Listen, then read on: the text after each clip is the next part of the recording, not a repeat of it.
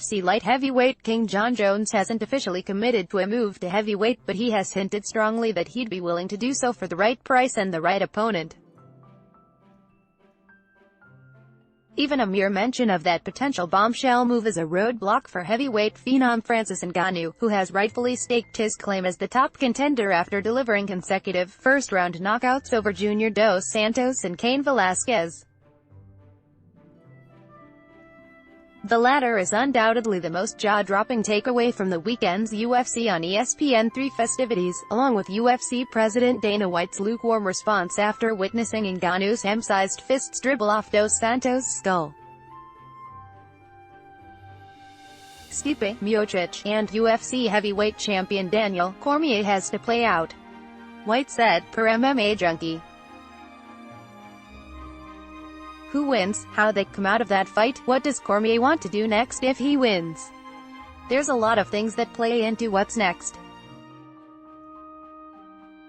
It's not as easy as, oh, I won tonight, and I'm next for the fight, and we know this. I go through this every single time there's a fight. There is something to be said about promising title fights with a clear conscience and avoiding prisoner-of-the-moment decisions that could lead to matchmaking problems down the line. However, Ngannou just unseated two of the greatest fighters of this generation in dominant fashion, which doesn't leave much to the imagination when pinning down a more deserving heavyweight challenger for the throne. Light heavyweight, on the other hand, is an entirely different story.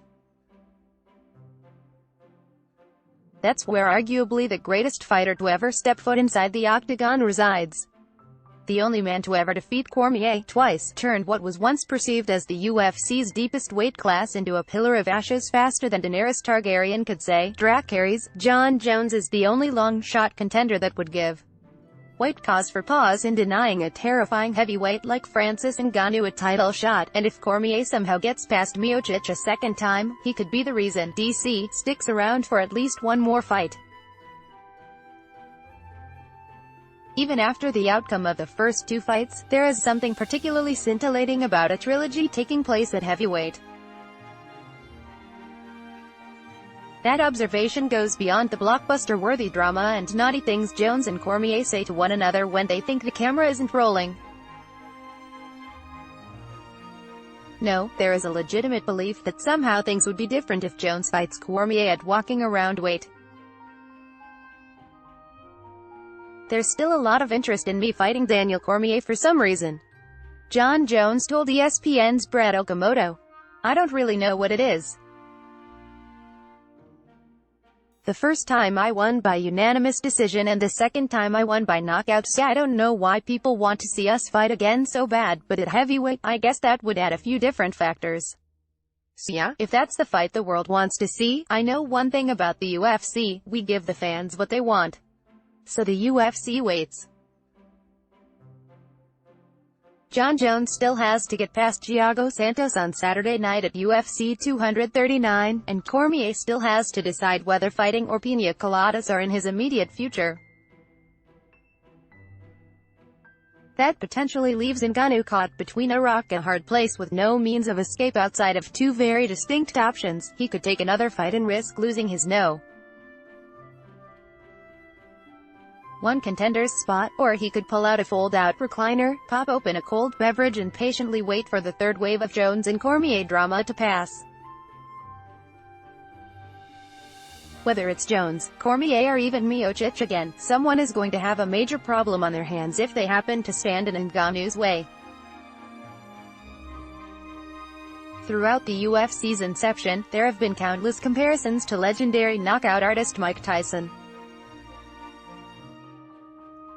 Most were falsified and quickly proven ridiculous in nature, while few stood on the bubble of consistently delivering the kind of highlight reel finishes that made victim and viewers' toes curl alike. At UFC on ESPN3, Ngannou stood dead center as the legitimate subject matter for those comparisons. Perhaps the scariest element regarding his rapid development is the fact that we have yet to see a cap on his ceiling.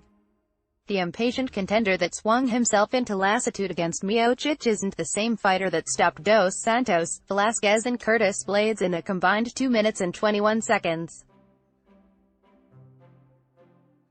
He isn't the same guy as the one spending days and nights in the gym, shoring up holes in his ground game with UFC welterweight champion Kamaru Usman.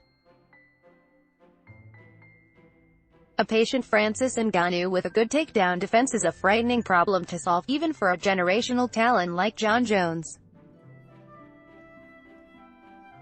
That problem only grows through the passage of time, away from the cage and bright lights, every incremental improvement serving as a small victory that ultimately pieces together an MMA Frankenstein there will soon be no denying. Let's block ads. Why?